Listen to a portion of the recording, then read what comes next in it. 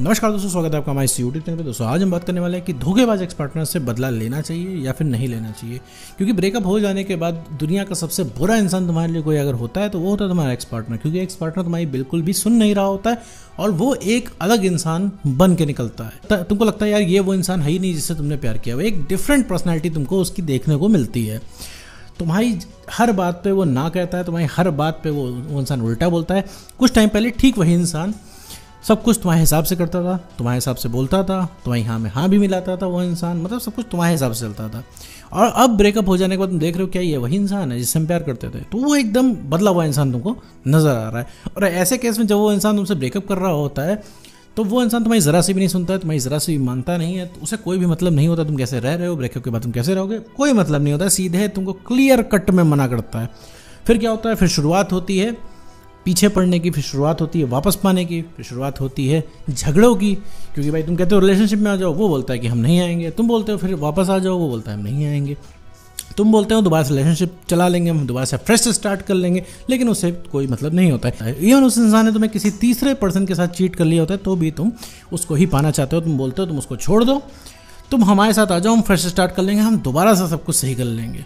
लेकिन वो इंसान उसको नहीं मानना होता है तो नहीं मानता है, वो इंसान अपनी चला रहा होता है। तो ऐसे केस में क्या होता है, बहुत सारी लड़ाइयाँ हो जाती हैं और तुम्हें वो इंसान उल्टा सीधा बोलता है। बहुत ऐसे स्तर पर लड़ाइयाँ पहुंच जाती हैं जहाँ पे सेल्फ रिस्पेक्ट एकदम तुम्हारी खत्म हो जाती है कि तुम यहाँ रिक्वेस्ट कर रहे हो, वहाँ तुम्हें वो इंसान उल्टा सीधा बोल रहा है, काट के ब्लॉक कर दे रहा है। तुम कॉल पे रो रहे हो तो भी उसे कोई फर्क नहीं पड़ रहा है। तो इसके बाद बहुत ज़्यादा पीछे पड़ने के बाद, बहुत ज़्यादा सवाल जवाब करने के बाद, बहुत ज़्यादा बातें करने के बाद, बहुत ज़्यादा झगड़ों के बाद वो तुम्हें हर जगह से उठा के ब्लॉक कर देता है। मतलब ब्लॉक करने का मतलब है तुम्हें ऐसा ब्लॉक कर देता है कि तुम उस इंसान को ना संपर्क ही नहीं कर पाते हो। तुम्हें हर सोशल मीडिया ऐप से वो इंसान ब्लॉक कर देता है, कॉल से ब्लॉक कर देता है, मैसेज से ब्लॉक कर देता है। तुम अगर अननोन आईडी से भी उस इंसान को मैसेज करते हो तुरंत तुमको ब्लॉक कर देता है। तुम किसी अननोन नंबर से उसको कॉल करते हो और तुम्हें आवाज़ सुन के वो इंसान वो अननोन नंबर भी ब्लॉक कर देता है। तो स्थिति यहाँ तक पहुँच गई है।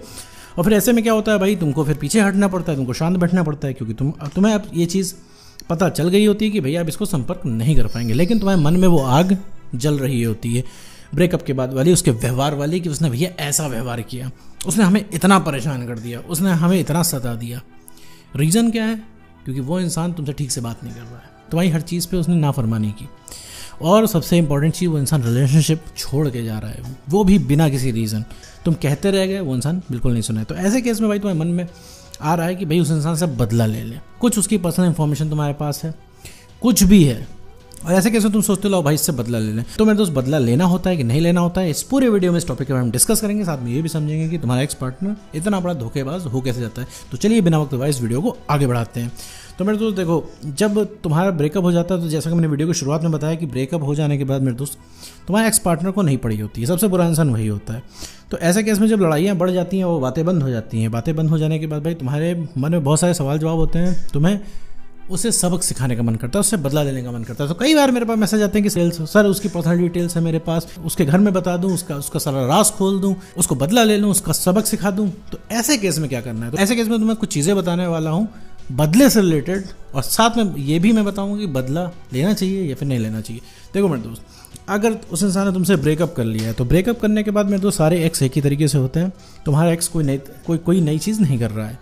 दूसरी चीज़, अगर तुम उस इंसान से बदला लोगे, मान लो कि तुम भाई कोई पर्सनल चीज़ है तुम्हारे उसके पास, कोई डेटा है तुम्हारे पास और तुमने सब में फैला दिया ये, तो मेरे उससे तुमको कुछ मिलेगा नहीं। उसके घर पे बता दिया तुमने कुछ भी, इससे तुम्हें कुछ नहीं मिलेगा।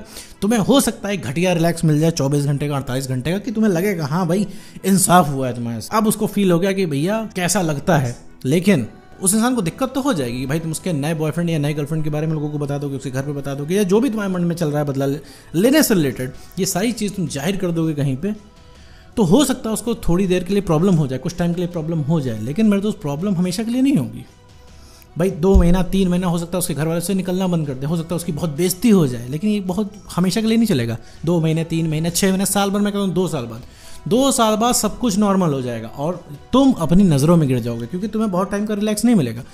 जैसा कि मैंने बताया, हो सकता है 24 घंटे 48 घंटे तो तुम बहुत रिलैक्स मिल जाएगी। हाँ भाई मैंने भी बदला ले लिया, मैंने उसको सबक सिखा दिया, अब उसको मैंने फील करा दिया कि कैसा लगता है इस तरीके से। लेकिन अब ये कर लेने के बाद तुम्हें पछतावा होगा, तुम्हें लगेगा तुमने क्या कर दिया। और इस तरीके से करने से तुम्हें कुछ भी फ़ायदा नहीं होने वाला, क्योंकि तुम उस इंसान को पसंद करते हो मेरे दोस्त, तुम्हें उसे सबक नहीं सिखाना है।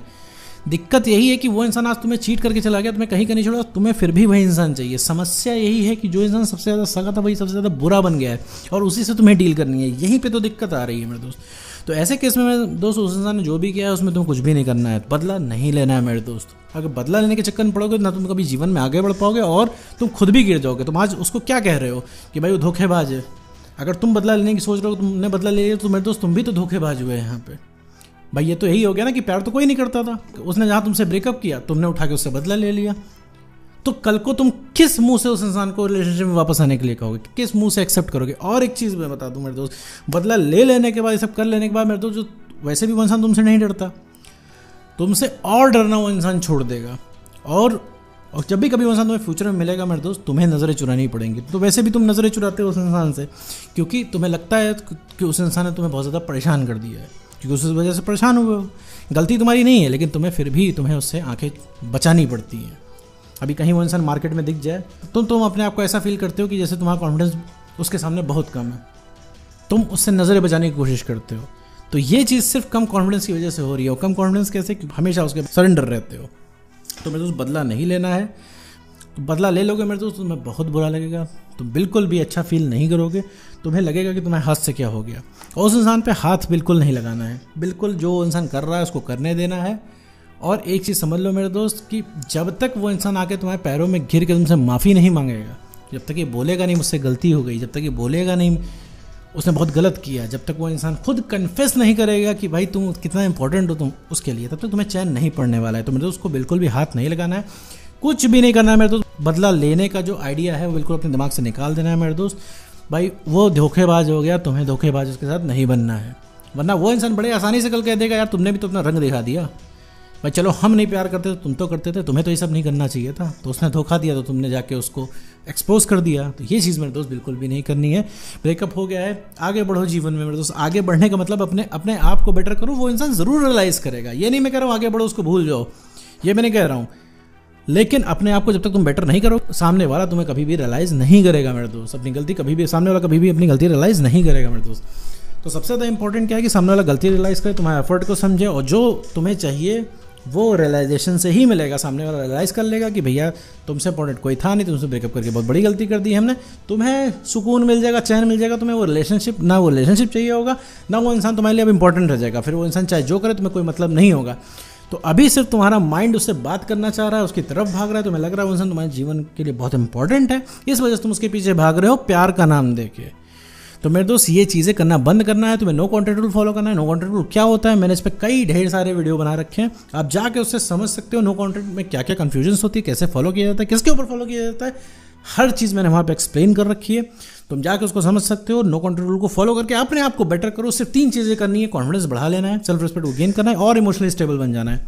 मैग्नेट की तरह वो इंसान अट्रैक्ट होते हुए आएगा, क्योंकि सबसे बड़ा अट्रैक्टिव फैक्टर यही 3 चीज़ें तुम्हारे अंदर ले आती हैं। तो किसी भी एक्स को सबक सिखाने के लिए अगर कुछ भी करना है तो मेरे दोस्त अपने अंदर ये 3 एबिलिटी डेवलप कर लो। सेल्फ रिस्पेक्ट होना चाहिए, कॉन्फिडेंस होना चाहिए, और इमोशनली स्टेबल अगर तुम हो तो मेरे दोस्त तुम्हें कोई हिला नहीं सकता। तो उम्मीद करता हूँ दोस्तों आपको वीडियो समझ में आया होगा। तो आज के वीडियो में इतना ही।